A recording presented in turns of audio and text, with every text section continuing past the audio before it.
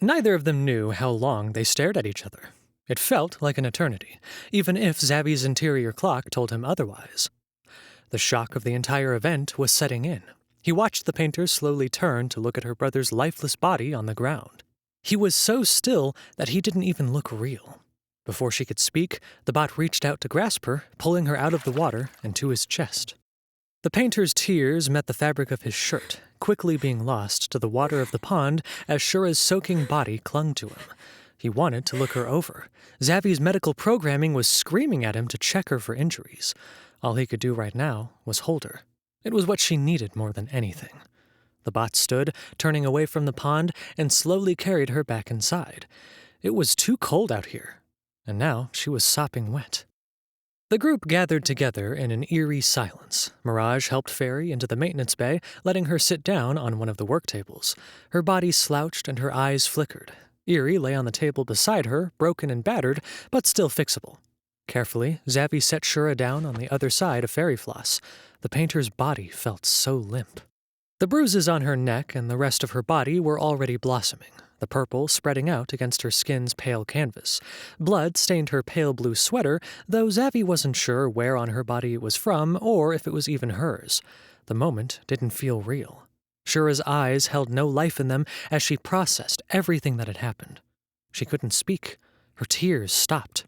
It felt like the wind had been sucked out of her entirely. Her eyes fluttered closed, and she pressed her cheek against Fairy's chest. The painter's weight was a surprise to the bot, but she smiled softly and nuzzled her cheek down against Shura's head as best as she could. Mirage looked between the two of them nervously. Thoughts of being sold off or thrown away entirely after the event came to them. The only thing that interrupted the intrusive thoughts was the feeling of Zabby's arms pressing against their back.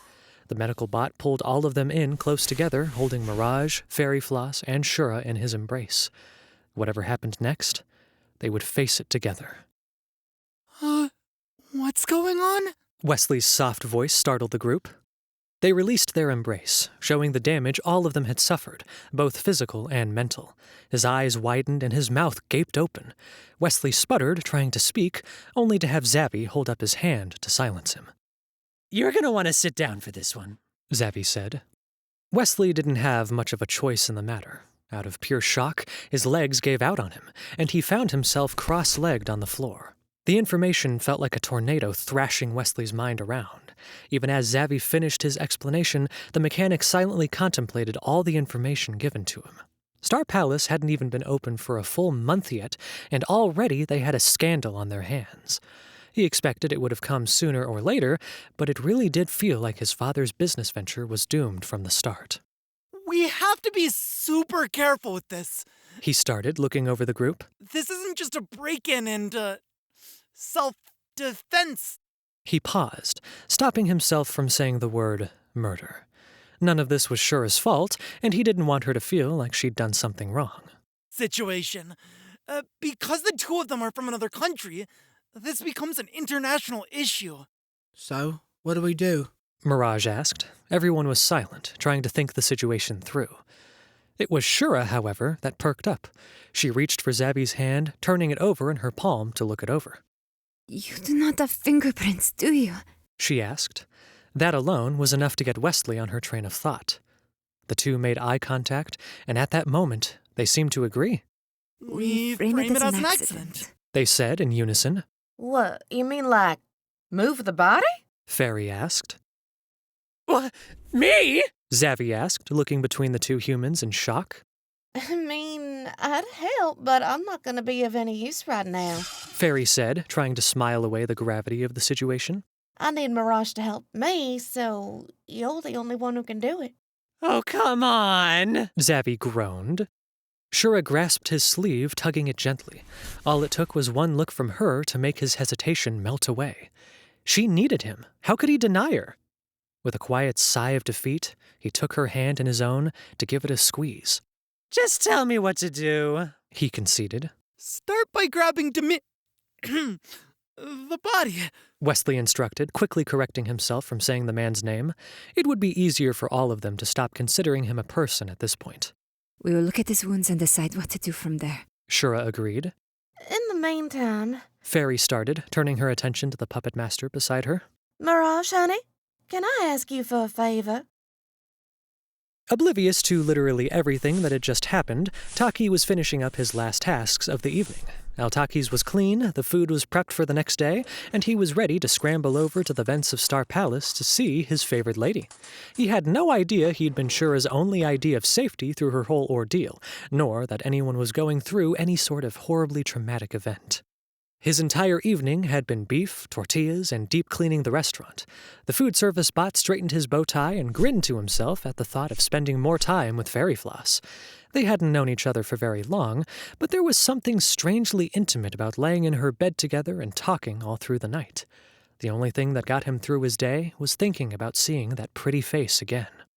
Taki was about to head out the door when he heard a sudden knocking, making him stop mid-step. That was odd. There weren't any deliveries scheduled. They also didn't usually have trouble with squatters in this area. Again, someone knocked, and this time he was able to push his surprise aside to open the door. What he saw was nothing he ever would have dreamed of imagining. The small bot stumbled backward, falling on his rear as he stared up at Fairy. She was so damaged that he didn't know what to look at first. The hydraulic fluid had long since stopped leaking from her missing arms, but the stains of the amber liquid streaked down her sides and left permanent marks on her sheer pants. Now and then her eyes would flicker, but she still did her best to smile, even as one of her co-stars had to hold her up. Hey, sweetie. She said quietly. Fairy, what happened? Taki squeaked, stumbling back to his feet. Can you take me to your charger, honey? She asked, ignoring his question for now. I don't have much battery charge left in me. Taki couldn't seem to answer, not verbally. All he could do was nod his head intensely, motioning for Fairy and Mirage to follow him. I need to go back to Erie. Mirage noted as they helped Fairy sit down on the smaller charger. It was barely big enough for her bottom to fit on, but she could feel its effects nonetheless. I don't like leaving her alone. Not after that. The puppet master continued. That's okay. Fairy agreed. Go on back now. I'm gonna stay here while y'all figure everything out. Mirage nodded. They turned to hurry away, but paused in the doorway to glance back at Taki. Take care of her. The nervous food service bot nodded in response. I will. The two shared a glance, and then the taller one was off. So many thoughts whizzed through Taki's mind. Everything felt off. Fairy, what happened? He repeated, trying to sound calm as he climbed up into her lap. I'll tell you later. I promise. She whispered, her voice growing quieter as she shifted to look down at him. I knew I wasn't gonna last long, and I wanted to see you before I shut down. Shut down? He asked, panic filling him. His little arms wrapped around her shoulders, being careful of the missing parts as he pulled himself up to be face to face with her. You can't shut down? He'd what? He couldn't even find his words enough to tell her how much she meant to him. Not a permanent shutdown. She soothed. Just the out-of-power kind. Really? He asked hesitantly. Really? Fairy agreed. The damage is all physical. My operating system is safe. I just didn't get to charge all the way before all this happened. It takes a lot for a system to keep a damaged shell moving around. So you'll be okay? I'll be okay. I just need some repairs and a good charge. It's okay if I stay here with you overnight, right? Before Taki could answer, Fairy leaned down and pressed a kiss to his cheek. His system stuttered, and it took a moment for his thoughts to buffer. When her action finally dawned on him, he slapped a hand against his cheek, looking up at her with comically large eyes. Did you just... Well, I can't hug you with no arms, can I?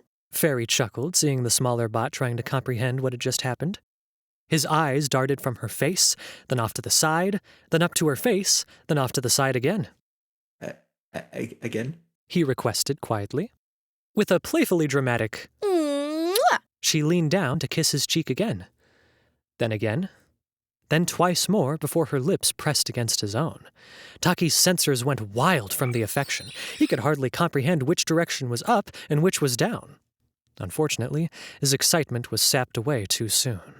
Fairy's body slouched as the last of her energy left her. She leaned back against the wall, fighting to stay active. Fairy, are you okay? He asked, tightening his grasp around her. Yeah, She whispered. I'll tell you everything that happened later.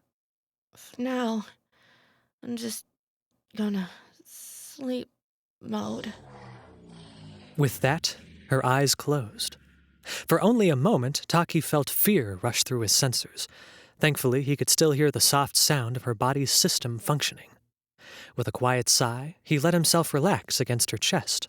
He wouldn't move from this spot until she woke up, not even if the restaurant owner showed up and told him to open. Right now, all that mattered to him was Fairy. You can stay here all night, Mommy. He whispered, even though he knew she couldn't hear him. All night, all week, or forever. I'll take care of you. That's a promise. Everything about this moment felt wrong. Zabby could feel his hands shaking as he held Dimitri's head. If he was human, he would have taken a deep breath, but right now he could only imitate the motion. With one good strike, Dimitri's head hit the corner of the table, forcing a harder dent where the bot had previously hit him with the pipe. The squelching noise it made was so uncomfortable that he dropped the man's body, letting it fall to the floor. That's perfect! Wesley said, holding his arms out to keep Zabby from doing anything further. Now it looks like he slipped and hit his head in the fray. How do you even know how to do this? Zabby asked, looking at Wesley in discomfort. The redhead paused. The gravity of the situation was really starting to hit him now. Helping someone cover up a murder wasn't something he'd ever seen himself doing. People often joked about helping friends hide bodies, but this was so much more complicated than that. My girlfriend watches a lot of true crime shows. He admitted. She's got a thing for serial killer stuff. Cannibals are her favorite. The look on Zabby's face was hard for Wesley to read. The medical bot squinted at him, his mouth left open as though there was something he wanted to say, but couldn't find the words. He stared at the mechanic for a long time, so long that Wesley was starting to feel uncomfortable.